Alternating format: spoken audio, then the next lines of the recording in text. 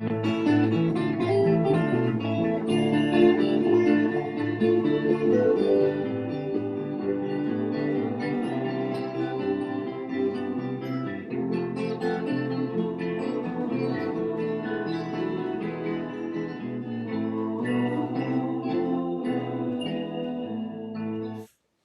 BC, British and Irish Folk Volume 5. This time I'd like to focus on Fairport Convention, Sandy Denny, and the group that she formed just before her solo career, which was called Fotheringay, in which she partook with her husband at the time, Trevor Lucas. Okay, so the starting point for me for Fairport Convention was this very album that I'm holding in my hands that I bought when I was a university student in the late 1980s, and this is called The History of Fairport Convention. Somehow this copy has managed to survive the madness of those university years. Even the rosette is still very much there, even though it's fraying. This is a brilliant starting point for anyone that has an interest in Fairport Convention. It kind of covers their about 6 albums. I think it's from the second album right through to their 7th album. It chooses 3 representative tracks from each of those albums. It doesn't include anything from their first album, their self-titled album that came out in 1967. I think the reason for that is maybe that it was on a different label, but all of the other albums that feature in this were on the Island label. It also includes lovely little notes and photographs detailing the provenance of the tracks as they were selected and the reasons for them, etc. So, yeah, beautiful piece of work here, and I'm very fond of these rock family trees, I suppose is what you call them. And this is a particularly good one as well. It kind of covers everything from their formation right through to all the iterations of the group from 1967 right up to 1973. James Buttery, you would be delighted to see that E. Matthews, one of their founding members, was an ex-Bradford FC footballer. So I thought you'd be interested in hearing about that. So this is well worth picking up for any of you guys that are interested in a starting point and a kick-off into the music of Fairport Convention. Okay, we'll start with their second album. I don't have their first. Their first is very West Coast American sounding, which is kind of like the groups that were in vogue at that time, very much like the Byrds, that kind of sound.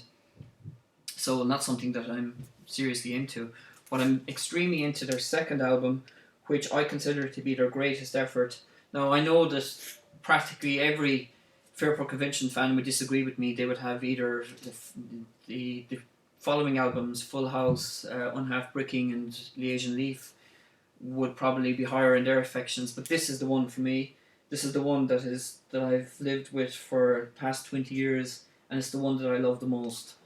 It's an astonishing album, from the artwork right through to all the music that's contained within this album. The artwork is just magnificent. It's actually a chalk drawing that they did while they were waiting to go on stage to a gig in whatever year, was 1969 or 1970, whenever this was released. I think it was 1969. So the group did this chalk drawing on a blackboard as they were waiting to go on stage in the gig. And in post-production for the album, when they were deciding on what they should put on the album cover, they remembered that chalk drawing, and they went back, and lo and behold, the drawing was still there, so they photographed it, and it became the album cover. What an amazing album this is. The opening track, Fotheringay, was the very first performance by a newly arrived singer called Sandy Denny. Now, previously they used to have a female singer called Julie Dibley, but she had left after the first album, and she went on to be a member of, or not a member, but she went on to perform lyrics on some King Crimson albums. But Sandy Denny was very much to the fore for this particular album and for the succeeding 3 or 4 after this. The opening track, Fotheringay, is just one of the most beautiful tracks that was ever recorded. It's a beautiful acoustic piece with harmonised vocals and beautiful harmonised guitar between her acoustic guitar interplay between herself and Richard Thompson. It's almost like poetry set to music, and the subject matter is about the doomed Mary, Queen of Scots, as she lay awaiting her execution in Fotheringay Castle. Astonishing, assured piece of writing by the then teenage Sandy Denny. evening hour is fading within the dwindling sun, and in a lonely moment those embers will be gone, and the last of all the young birds float.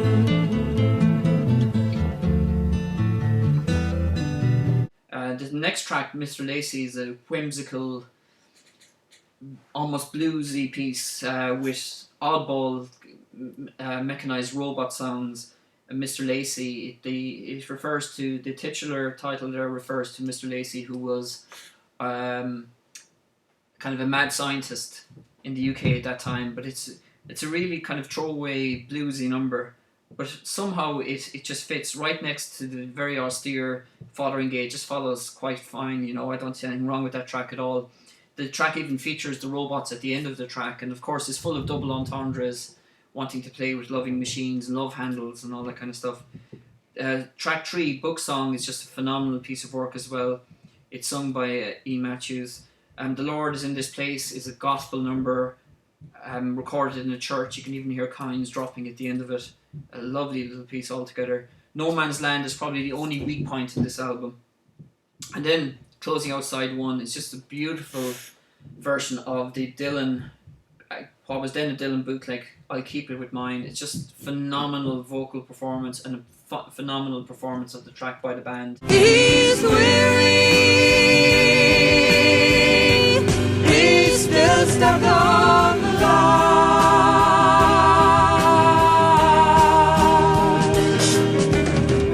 If I can save you any time. So as you can see, I'm going through this album at length because I feel it warrants it. For me, it's their career high point. I know most people would disagree with me. They would have Full House or Liege and Lief or indeed Unhalfbricking higher than it. But take my word for it, this is very much their career high point. The opening track on side 2, Eastern Rain, is a Joni Mitchell cover, which is a lovely track as well. And then we come to a few folk tracks. Nottingham Town, which features sitar, as indeed as Book Song. Book Song features, the third song on side 1, features sitar both on the opening and the closing of the track. It's kind of a waltzy song.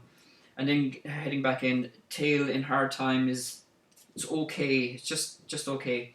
Not a bad song by any means. Then we come to a beautiful Irish folk tune called She Moves Through the Fair, which has been covered by a multitude of people, and this is one of the definitive versions of that song. Just beautiful treatment. Meet on the Ledge is one of the fans' favourites, song that they still perform to this very day. And then the album closes out with a beautiful moody acoustic piece called End of a Holiday, which is just solo acoustic guitar performed by Simon Nicol. But just a magnificent album, and I'm strongly encouraging everyone to seek this album out. It's basically before they went full on folk, so it's a combination of folk, gospel, blues, folk rock. It's just wonderful stuff. Absolutely wonderful album, what we did on our holidays. Okay, their third album, recorded a couple of months later, is called Unhalfbricking, and this certainly also goes down as one of the album covers and indeed album titles of all time. That cover features the parents of Sandy Denny, Mr. and Mrs. Denny, and this is their backyard, and there's the group inside there. Sadly, after this album, or just before it was released indeed, the drummer Martin Lambie was killed in a car crash in the UK, and he was subsequently replaced for their next album, which became Liege and Lief. And on this one, they're beginning to become more kind of folky. They cover two Bob Dylan tracks. One is Percy's Song and also $1 Million Bash. Now, the cover of $1 Million Bash I'm kind of on the fence about. I much prefer the version that Dylan did on Basement Tapes. And Cajun Woman is a stinker of a track. I think the track that opens side 2. But, of course, the principal theme of this album is the magnificent track Who Knows Where the Time Goes, most people would consider that to be their favourite Fairport Convention song. For me, it's definitely Fotheringay from their second album, the one that I just discussed with you. There's another Dylan cover called, which they playfully recorded with French vocals, called Si tu dois partir. I think it means if you're gonna leave, go.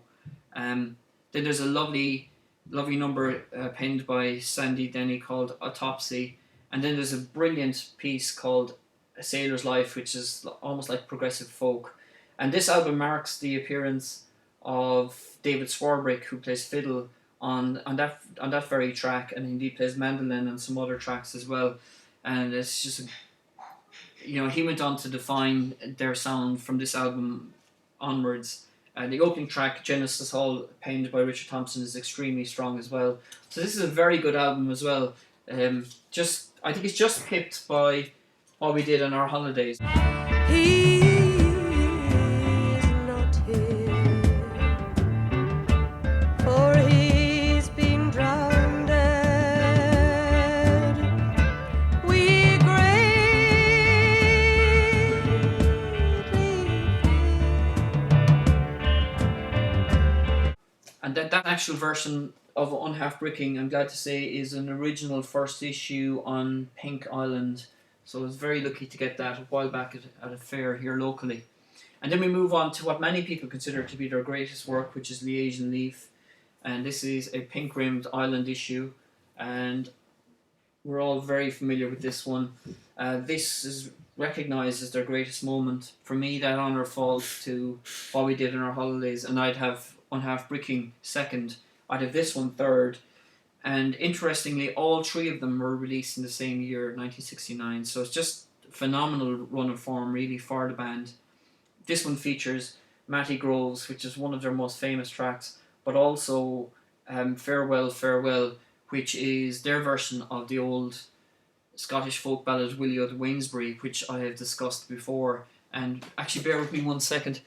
The definitive version of Willie o' the Wainsbury, I feel, is on this one, this Irish album, Sweeney's Men, which I've shown before. They were the ones, I think, that owned that particular track. But the version, that's not taking anything from the version of it that appears here. Here is called Farewell, Farewell. And there's some great tracks as well on side one. In addition to those two tracks, Camalia and Renardine are both super tracks. There are some instrumentals on side two, and there's a song called Tam Lin, which is an old Scottish folk track, which I'm kind of on the fence about, to be frank. So that's Liege and Lief, recognised as their best and universally claimed as their best, but for me, I'd be ranking it number 3. That's not, I don't mean to downplay it by any means, but I just don't think that it's quite their best. It's up there, but it doesn't quite make it in the end. And his wife came into the church, the gospel for to hear. And when the meeting it was done, she cast her eyes about, and there she saw little Matty Groves walking in the crowd. Come home with me, little Matty Groves, come home with me tonight. Now, I don't have their 4th album, which is Full House, because it's ridiculously overpriced in this country. And I have it digitally, and that will suffice for me. The main reason of interest for me is that track, that really long one, what's it called, Sloth, which is a dirge, kind of 9-minute track, a slow building dirge track featuring magnificent interplay between guitar and the violin of David Swarbrick and Richard Thompson. Sandy Denny had left them after Liege and Lief, and this was their first album that they did after that, Full House. So some of the 2 best tracks on that particular album are on this comp, and that is Walk a While and Sloth. So I'm happy at this point in time not to have it on wax.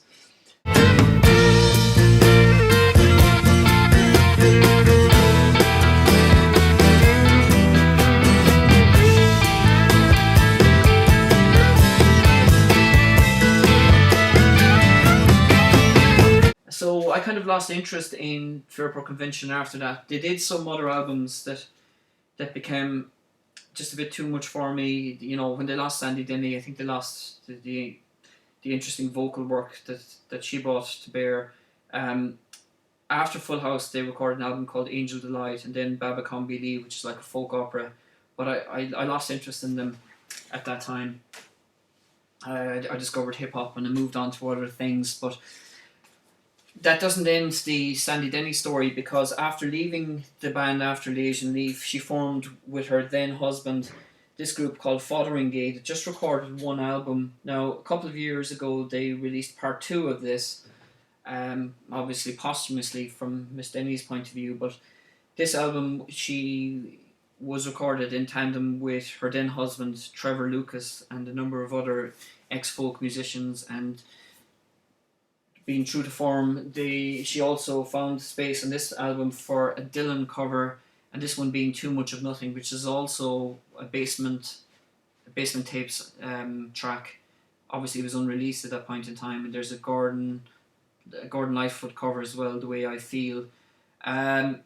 This album I kind of so about. I really love the track, but Banks on the Banks of the Nile, which is beautiful, and I love The Sea as well. But the Ballad of Ned Kelly is sung by Trevor Lucas, and there's a number of other songs as well in which the vocals are shared. So this album is kind of, it's there and thereabouts, but I'm not too enamoured by it. But her solo debut one, I am completely enamoured with. This one sadly is not a gatefold edition. This is a Canadian repress, and it's called, I always forget the name of this, it's called The North Star Grassman and the Ravens, and there she is like a witch in a witch's apothecary mixing up some herbs and potions. But what she's also mixing up is some stunning tunes. The Irish folk ballad Black Waterside is on this, with brilliant guitar interplay by herself and Richard Thompson. On a by black waterside, 'twas a gazing all around me, that the Irish lad I spy. The Sea Captain is a beautiful ballad. Late November, the opening track is magnificent.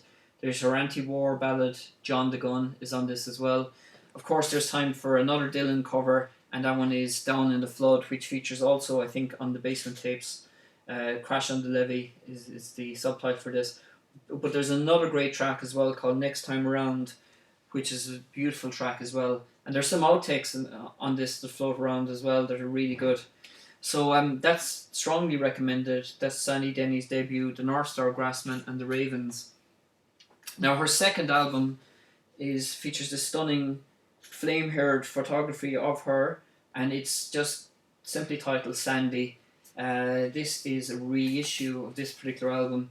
Now it features the inner of the gatefold features her hand-penned lyrics and some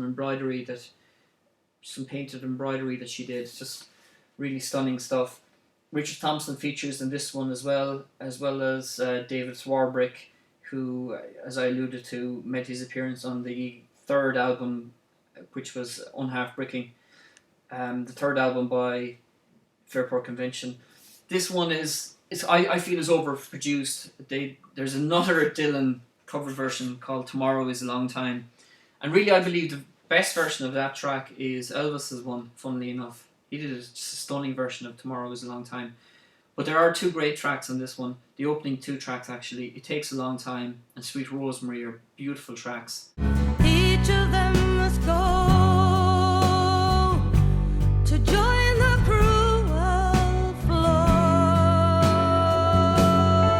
It'll take a long, long time. It'll take. And Brushes and Briars ain't too bad either. I see Lee Ronaldo recently covered that one on his album Acoustic Dust that he recorded last year, and I saw him live in Wexford last year performing that particular song. But this one, it doesn't really hit me so well. There is another cover version called Quiet Joys of Brother House, which is okay, but I feel this is overproduced. There's some almost country and western playing on it, which I don't believe suits her style too well. So I'm not really recommending that one. Certainly not over the North Star Grassman and the Ravens. This would be the one that I would go to. Excuse me, beg your pardon. And finally, I have got this brilliant live at the BBC 3 CD, 1 DVD box set, which is just stunning, which features session work, live recordings, studio works, documentaries, etc. It features the definitive version of Black Waterside, which is one that she did with just herself and Richard Thompson, which was recorded in session. That is the definitive version of it, not the album version. The definitive version appears in this. It also features great Irish tracks like Fairport, and the Quiet Land of Erin is on this one as well, I believe. And a couple of different versions. Oh, Bruton Town is a beautiful track as well. That's a very rare track that was never before released. So this one I'm strongly recommending people to go and get, and you can get it pretty cheap. It comes with lovely kind of period photographs of her and some excerpts from notebooks and private letters that she had sent. So a beautifully lavish package of the great late Sandy Denny.